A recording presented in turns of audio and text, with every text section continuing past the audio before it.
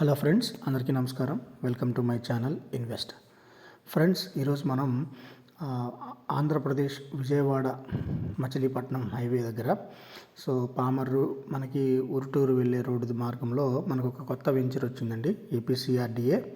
ఇది మొత్తం 20 ఎకరాల ప్రాజెక్ట్ అండి. APCRDA proposed project. మనకి మొత్తం ఇందులో 350 ప్లాట్లు ఉన్నాయండి.